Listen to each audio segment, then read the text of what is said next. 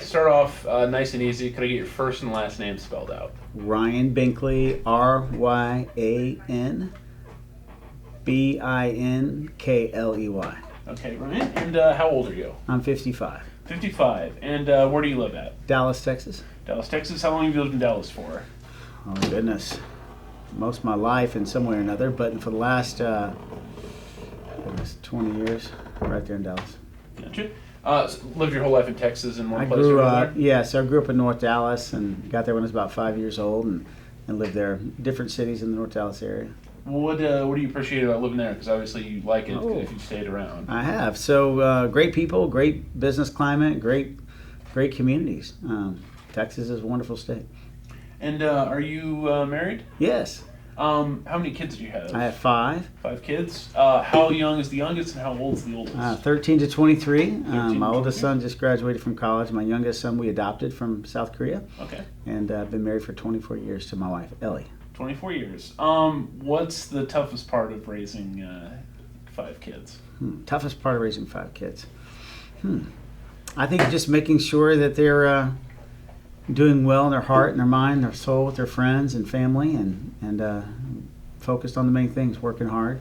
Each one's different. So when you've got 5 kids, every personality is different. So getting to know each one and making sure we're connecting to their heart. What's the most rewarding part then? Seeing them have fun and succeed. What does them succeeding kind of look like? Everything for everyone is different. Yeah. So so for my oldest son, he just graduated college, and to see him do well and get a job and then get accepted to an MBA program, happy for him. For example, my youngest, seeing him study hard, and because when he came here he was 2 years old and he never knew English. So he had a developmental thing of having to relearn English and from every word that he ever heard before. And so seeing him study hard, do well, and make a great grade on a test, it's a big deal. So everyone is different. And how did you all come to adopting your youngest? It was just always in my heart for a little bit, and probably by the time we had our 3rd child, we looked into it, and then we got pregnant with our 4th, and so we waited a little bit, and then we just went ahead with the application. Something was just always in our heart to do. And my wife was born in South Korea, so we thought we'd try an international adoption from there, and it worked out. Did you meet her in South Korea or in Texas? No, we actually met in Atlanta, Georgia. Okay. So I moved to Atlanta with a job transfer in 1994 after a few years out of college, and I met her at church, and so we met at church there and fell in love a few years later. What were you doing for work at that time? Yeah, so right out of college, I was with Procter & Gamble, working in sales and marketing, and then I got a job with Boston Scientific selling medical instruments to hospitals and doctors' offices. And so when we met, I was doing that. And then I went into technology for a few years, and then we both, when we got married, came on staff at our church and worked in ministry. Okay, and so what do you currently do then in terms of work? 2 things. And so at that time, when we just got married, we were working in our church, and tragedy hit my home in 2001. A drunk driver hit my brother, who was running a small business with my dad in Dallas, Texas. And so we prayed and felt God was telling us to move back to Dallas, and we did. And so we started a life of doing business and ministry. Went back and got my MBA at SMU in Dallas. And then we started a new business together. And then we got into mergers and acquisitions, investment banking, and the company just took off and grew. And so now we have a business that does middle market strategy, middle market mergers and acquisitions. We have a wealth management company, and we have a digital consulting company as well. Probably 350, 400 employees in that business. And then we're also pastors of a church. So we kind of kept that heart for ministry, and we did young adult ministry for many years. And then about 10 years ago, we started a church. And so we have a church called Create Church in Dallas, Texas. What specifically inspired the founding of the church 10 years ago? Well, all of it for our whole lives. Once I gave my life to God, I knew ministry was about serving Him in any way, and business ministry or serving others in life, and making disciples is one of God's commandments. And so we just wanted to share God's word and help people grow in God. And that church is in Richardson, Texas? Richardson. It's in Dallas County, just on the north side of Dallas. And how many congregants did you say you had? Yeah, so we, Easter around 12 or 1,300, I think, came. So that's when everybody shows up. But on a weekly basis, 700, 800, somewhere in there. Gotcha. And Before you decided to run, what role would you say politics played in your life? Not real big at all. So I'm not a politician, businessman, and a pastor primarily, and raising 5 kids. Trying to be a good husband too. So, Like, would you say you were political in any kind of form or fashion growing up or No. in the past? No, not at all. So, again, we all have limited time. So my mission has been ministries where I spent most of my extra time, and then of course raising our kids. Really, running for office came to my heart about 8 years ago. As however you're led by your life, God's began to speak in my heart about that, and so I just kept praying about it, and He began giving me thoughts for our country, the status that we're in today, and so we're sharing those words today, and specifically they're about uniting our country to solve our biggest problems. Well, what about that time period 8 years ago? Would you say initially inspired you to? I don't know anything that I did or anything I saw that inspired me, other than I just felt God speak to me about it. So, and then it continued every year. So, just following the path. What values would you say you kind of hold most dear?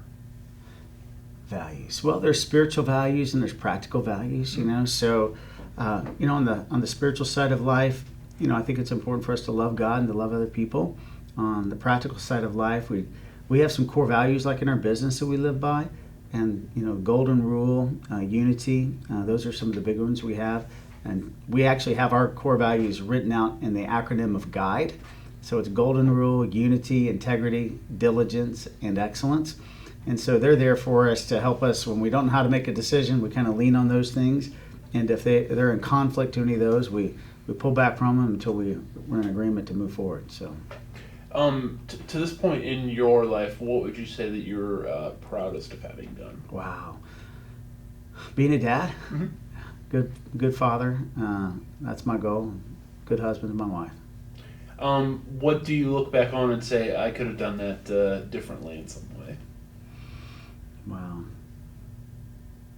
I think when you have a growing company, we grew early on from 20 to 200 people in our first year. It grew real fast right away. I think, hiring the right people right away. Sometimes when you're growing fast, you can hire some people that don't necessarily have your core values. I think hiring the right people. At the same time, learning relationships in a growing environment. Sometimes they're challenging. Learning to listen to others better when you're growing fast as a leader. I'm sure there's a lot of mistakes I made that I could have done a little bit better. And then you talked about this kind of journey you've been on with running for office. Started 8 years ago. What kind of made you pull the trigger this time specifically and say, this is something I want to try to compete for? It was probably 2 years ago that I knew that I was going to run this election. So although I hadn't formally made the decision, I really felt in my heart. We began traveling about 1.5 years ago to different business people and church leaders, sharing with them the vision of being involved with your country. And I started sharing my talks about what's important to me and what I think is important for our country right now. And it began to resonate with people's hearts that it's time for us to unite together on our biggest problems. We're in such a divided culture that we really feel like we have to come together. Lincoln said it this way: a house divided cannot stand. Right. So we're on a plan that's not good if we keep going on the course we're on. And so we've been sharing it, and people have been receiving it. So. I'm curious, because I saw that quite a bit on your website of like restoring unity. How do you kind of think in this day and age a president can go about doing that? Yeah. So there's great question. So there's two things. I really believe the president of the United States, if you want unity in your country, you have to start speaking to it. Mm-hmm. You have to start leading that way, not only speaking to the desire to have it, you have to actually inquire for it. You have to get feedback from other people, not just that disagree with you, but actually try and encourage others to follow along with you. Ronald Reagan back in '84, he won 59% of the vote. And he did that by transcending his party. And so he began to ask people to put country above party. And that's what I'm asking people to do in our party as well. Let's begin to put our country first in a unique way and find agreement to solve our biggest problems. And so the second thing is not just speaking to it, but let's pick some areas to work on that are not Republican or Democratic issues, but are American issues. So we've got some problems that we all share together. Why don't we work on tackling those first?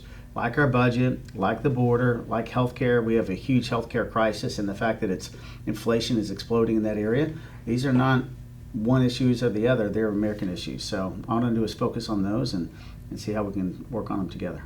And you do think it's still possible for people to put country over party? I do. In fact, I think most people are hungry for it. We just haven't had leaders that have spoken to it. We haven't had people really go for this. And so all we have to do is just start seeing that, you know what, there's a lot of people that really want us to accomplish some great things together. And a lot of people are really tired of the discourse of our day. And so, absolutely. You mentioned a couple of different things. I'm curious, what do you kind of consider the most important issues in this particular cycle and the ones that you want to speak to most? Well, our two biggest areas to me, they're financial and they're cultural. Mm-hmm. They're economic, and they're way we relate to each other. So if I start with the economic, we have a budget crisis. We are $32 trillion in debt. We just came to an agreement with a debt ceiling raise that it's going to add $4 more trillion in the next 2 years. So in 2 years, when the next president comes in, we're going to have probably $36 trillion in debt. Now, this problem is that we all share. It's about 8% of our current budget that's paying interest on this debt, and we don't even have the money for that. So we have to print money, extra money, go in debt more in order to do that. So that's what causes inflation. So I've got to communicate to the American people that we've got some sacrifices to make. Just like this company, my company, any church, any state, they have to have a budget. Iowa's done a great job of getting themselves in a budget. The U.S. economy is the only one that we haven't had in budget in over 30 years. And until we do this, the next generation's financial future is going to be at stake. And so if we can make a decision and to get a balanced budget and actually work off paying off this debt in the next 10 or 15, 20 years, then the next generation is going to be in a healthy place. So something like the debt ceiling, I'm kind of curious about, and not to be glib about it or anything. Do you think the average person spends a lot of time worrying or cares a lot about the debt ceiling? Because I feel like if you talked about like that, just in particular to a lot of people, they would kind of just look at you like you were crazy. You know what I mean? They don't necessarily think about those kind of things in their day-to-day life. So how do you get them to care about? Well, I think it's going to be communicating to American people. If you remember the fireside chats of old, we've got to get back to the President of the United States. We need to talk to the American people about the status of our country. So if I told the average American, this is the way we're in right now is just take somebody that makes $50,000 a year. It's the equivalent of them spending $70,000 a year for 20 or 30 years in a row and then wondering, hey, how come I can't get a new house or a new car? I'm like, well, you've been spending 20% more than you've been making for 30 years. It's time for us to fix this. And so to put it in terms, the reason many politicians don't talk about it is because they don't think they can do anything about it. We're in gridlock, and they haven't led to the place we can fix it. So I've got to go to the American people and tell them, hey, it's a bigger problem than what you think, and you don't want to wait, because what happens, you see 3 bank failures in 90 days, and we wonder, well, why has that happened? And we don't pay attention to that very often, but that's pretty concerning. When a bank like First Republic gets bought in the dark of night, and we, the American people, don't know anything about it, and it gets sold. I've been involved in over 1,400, our company has about 1,400 M&A transactions. I've never seen one happen in the middle of the night. So we've got to realize that we've got a bigger problem than what we think. Among some of these issues you've already sort of talked about, where do you think it's most possible to actually find solutions that are, bipartisan, or that, people can rally around and put country over party? Well, I think financially we can, but it's going to take through communication leadership. The biggest area next would, I think, would be our border. Right now we've got a huge border crisis, and this is another problem. So we have enough fentanyl coming in the United States today to kill every American in the country. It is the number one killer of people 18 to 45. About 200 to 300 people a day are dying of fentanyl, and much of the media doesn't cover it. Politicians don't talk about it a lot, and so we have to start speaking to this. This is very similar to a large jumbo jet flying and falling to the ground every single day, and us kind of acting like it's not really happening. The reality is that China is producing this drug. They've increased the fentanyl amounts in every single pill now. It's 10 to 100 times more than it was just a few years ago. So these deaths are being caused by a person taking one pill, not 10 pills or more than they used to. And so we've got a big problem. The question is, do we want to do anything about it? And then if we don't, why not? How many people have to die a day? So I'm telling people this is not a Democrat or Republican issue. This is an American issue. We have got human trafficking. People are stealing people and putting them into slavery across our border. And we have to wake up to see this as a problem. So how do we fix it? Well, the Republicans typically want to secure the border. Many of the Democrats want a plan, I think, some sort of success plan for the immigrants that are here. I actually feel like that we can secure our border. We need funding. We need bipartisan leadership on this, because the funding is going to require not only a barrier, it's going to require technology and people. And President Trump, he tried to do that, but he didn't secure the funding for it, and therefore that's why it didn't happen long term. So if we do that, but we can actually have a plan, some sort of work registration plan for the immigrants that are here, we can accomplish this, and that's another example of something we can do together. So it was something like fentanyl in particular. You mentioned the border aspect of that. What else can be done about something like that? Because obviously, the war on drugs has been tried in the past and has failed in a number of ways. So what else for something like that has become such a pervasive problem can actually be done? Well, I mean, other than stopping the source of it coming in, or making a true effort to. So I think we are to some degree, but it's kind of like we're doing it with one arm tied behind our back. So we've got to really just do a better job at it. Treat it like it's important. We have just too many porous areas of our border that are open, and we will never be able to solve it unless you seal the border in some way. So I don't know what else you can do. Obviously, we can educate, we can bring training, we can help young people today understand the number of people dying from it, and I think we can do a better job of that as well. I've also on your campaign page seen quite a bit about the message of believe, and I'm curious, what in particular do you think people need to believe in or believe more in? Well, a recent Gallup poll showed this, that 39% of Americans today believe that patriotism is important. About the same percentage think that God's important. All-time low now, two other areas. Community involvement's important, all-time low. Number of people that think having children's important, meaning their belief that our country is something that they want to bring a new life into is at an all-time low. I really feel like there's wonder in our country. There's a greatness in our country. There's something that God has for all of us, and being an American is a special thing. Our country is unique. It's special. There's no other nation like it. I believe we were created to be a light post of freedom for all the nations of the earth to see this great nation the way we are, where we protect freedom of the press, freedom of speech, freedom of assembly, worship, and commerce. And we've got to brighten that flame up again and recognize that we have the greatest nation in the world. And I think what people are disillusioned by is all the division that we've had. So if we can kind of start focusing on some things that we share and also work on helping people. One of the key areas that I'm trying to really change the Republican Party to shift its focus a little bit to is how can we bring our message into urban America and to college students in a unique way. In the last election, the Republican Party lost 46 of the top 50 cities in metropolitan areas, the largest metropolitan areas. We lost about 70% of the college vote to Joe Biden. So whatever our message is, it's not really resonating with urban America and college students. But I really believe this, our message is the best message for them. So the other message they're hearing is more of a socialist type message where a bigger government can help pay for their education, food, shelter, tuition, whatever it may be. And that seems nice until you have to pay the bill. The bill doesn't come really due until long term later, but now we're seeing the ramifications of that. College students, they go to school because they want to be financially independent. They're not thinking they're going to be wealthy their first 2 years or 3 years, but they'd like to get a car, an apartment. But right now, they have to either go home, most of them, live with their parents, or get 3 and 4 roommates to be able to afford housing. And that's not the dream that they had. Not only that, jobs are tougher. There are MBAs at some of the most greatest consulting firms that aren't hiring right now. They're like, hey, can you actually start in April and May of next year? So that's the problem we're facing. This is all a result of a bloated economy, spending too much. We've printed 40% of our nation's money supply in the last 6-7 years. That's what's caused inflation. That's why interest rates are up. We've got to fix this, and we can do it, but it should mean a lot to college people. But what I'm telling college students is this. I can recognize the reason they don't follow leadership today. We did young adult ministry for 17 years. College students don't follow leaders that aren't authentic. If they don't think that they care about them or others, or they don't have some sort of heart connection, they're not following. And I think we have to have not just the right message, the right messengers in place to show them that it's time for us to serve others. One of the things we want to do is start a kind of like a Peace Corps from the 60s and 70s. We want to start that for urban America. And what that means to me is we're calling it SAVE, Serving and Volunteering in Education. We want to invite young people today. I'm just telling them, hey, let's abandon politics, but let's join a movement to love our neighbor. And what would happen if we changed education in urban America?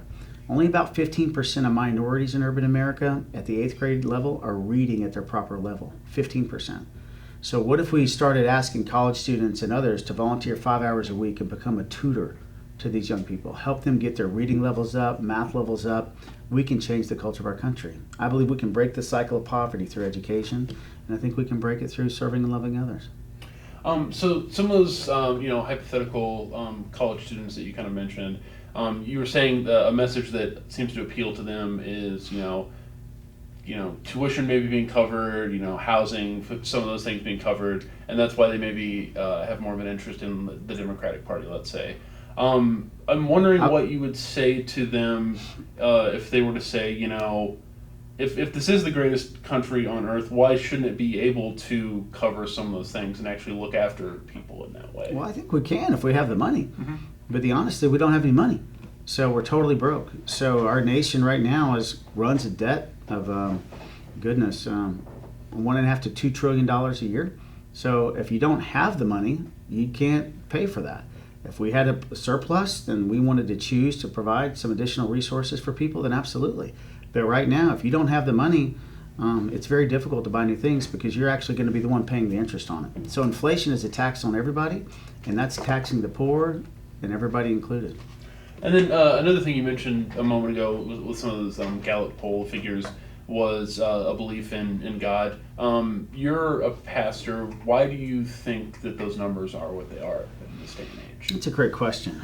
I think that when people don't see people's actions line up with their words, they get disillusioned by it.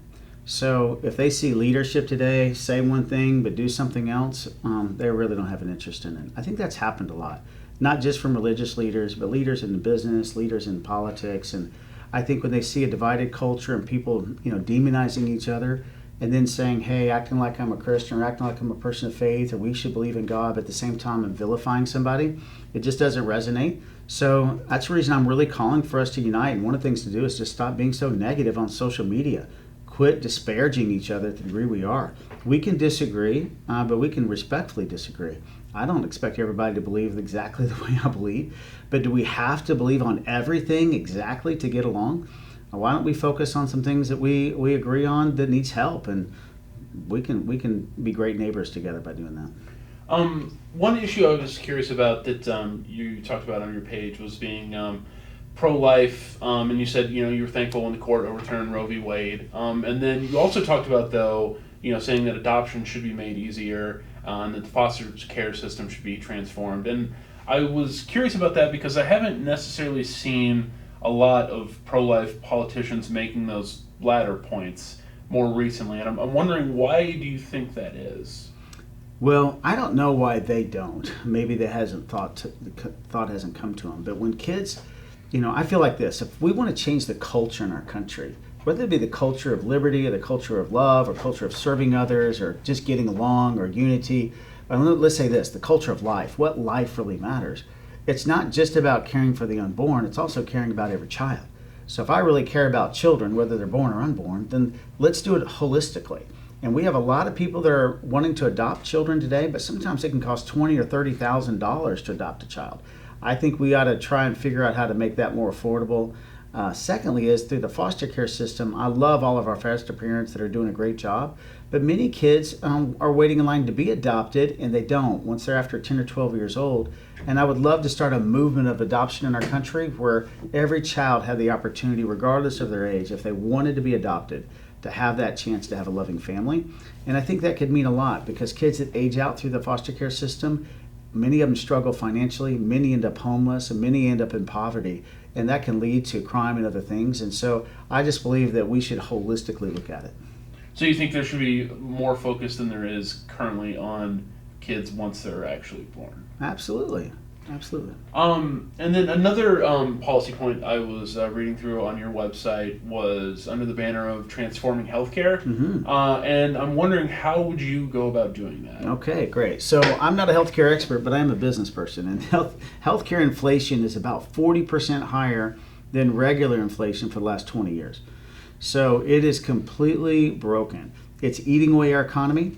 Medicare and Medicaid is probably 30% more. Not only that, Social Security recipients, when they get their income, they spend about 15% of their money, even when they're on Medicare already, on health care. So it's just taking away our economy. We have allowed this to be socialized already to a large extent, and it's happened in this way. It's basically the only thing that we purchase on a regular basis that you and I walk into a doctor's office or a clinic or hospital, whatever it is we need, and we never ask this question. I say generally, how much does it cost for me to be here? What is this test and how much is it? And most of the time they couldn't tell us even if we did ask, because it could be different for you and me if we all went for the same thing. Because if you have a different insurance carrier than I do that negotiated a different rate or no insurance at all, they will charge people oftentimes much less if you don't have insurance at all. I've got a friend of mine who his wife was having a baby, and they had a $12,000 deductible on their insurance, and they're like, I don't have $12,000 to pay that. What should I do? And they said, what if we pay cash? And they got back with them and said it's $5,000. So it went from $12,000 to $5,000 just because they decided to pay cash. What that means is that everybody that has insurance is actually subsidizing other people that don't have it. What that means is also as our country is subsidizing the world in many places in healthcare. When you see pharmaceutical drugs half the cost in Europe, have the same drug in other places, what does that mean? That just means they're making all the profit off the United States. So I believe we need to change some laws on patent laws and with drugs. I think that we need to bring competition in insurance exchanges. There's too few insurance competitors. I think we need to make it legal for insurance companies to compete across state lines. There's an old law that we should overturn that should allow that. And I believe that once we have price transparency, price visibility, and competition, it'll get this in line really quick. Okay. We're talking just a day after there were more indictments that came out against former President Trump. I'm curious first, what do you think of that news, and then do you think that he should be running this time out? Yeah. So, one thing I hate to see is indictments that could be politically motivated. And so the recent one that he went through, my concern was that was the case. I have not read this indictment, so I'm not familiar with all the things there. But I want to say I don't think anybody should be indicted for anything if it's a political motive. However, I just want to see truth and justice come for former President Trump and our country. So however this plays out, that's what I want to see happen. But I hate to see things done politically. Do you think he's contributed to some of the divisiveness we see now in this country? Unfortunately, yes, in some ways. He stands up, he's bold, he's got a lot of great ideas on some things, but he's definitely not led with a message of unity, and I think that's what we need today. And another thing I'm kind of curious about, even if President Trump weren't running this time out, the 2024 field is already pretty crowded. What do you think sets you apart from some of the other people that are already in that crowded field? Well, we have a lot of great candidates running, a lot of great messages out there already. Many of us believe similarly on some things, and I'm just talking about some things that they're not talking about. A couple of them are talking about a balanced budget, but most of the front runners are not talking about a balanced budget. Most of them are still leading a message of division, kind of a divide and conquer message. And I'm simply saying this, the Republican Party needs to change its message. We have lost 3 elections in a row. We've lost 70% of college students. We've lost 46 of the top 50 metropolitan areas. We need to change our focus. Our marketing strategy reminds me of IBM in the 80s. We were doing the same thing for so long. They didn't think another company called Apple might come up and start thinking about the next generation. And I think it's time for the Republican Party to shift gears, hold true to our beliefs, small government, fiscally conservative, but we need to start having love for the urban areas and start connecting our message of freedom. But it's going to happen through volunteerism, through companies reinvesting in urban America. If I'm saying it's not government doing it, that means it's businesses developing trade centers, job training programs, revitalizing urban America. I think showing college students today, let's serve other people. Let's show them that the best days are ahead for us. And it's just a new vision. It's to unify our country to solve our biggest problems. We can't solve the border alone. We can't solve our budget alone. We can't solve healthcare alone. And we can't connect to people unless we start opening up and broadening our tent. And that's what I'm recommending we do.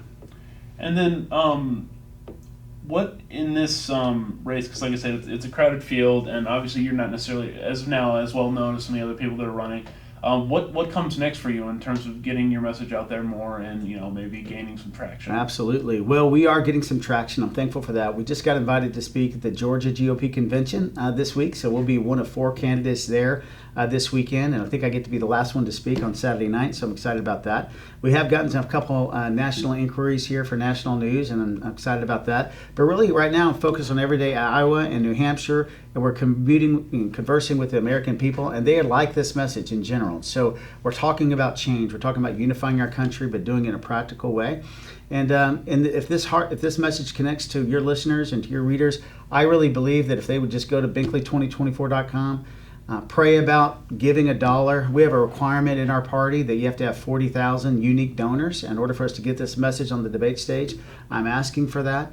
If you would consider that, that would help us get there. And once we get on the debate stage, I think we're going to be able to communicate clearly. What's the vision for our country? Right now, the other vision my former friends are having in our party is the same vision, divide and conquer. I'm having a vision to unite our country, to us to win and bridge back our country. I see our greatest days ahead when we do it together. Okay. And then last question that I always ask anyone I ever talk to, no matter what the story, even if it's a candidate for president, is there anything I might have missed that you want to make sure to speak to? No, I don't think so. In general, I just think it's time for us to believe again. The whole message we talked about of just people's faith is low. It's not just faith in God, it's faith in America. We need to find our true north again. We seem to be lost. I haven't heard young people across the whole say, I'm really proud to be an American. I think it's time to bring that back. It's time to believe again. And that's my main message. Okay.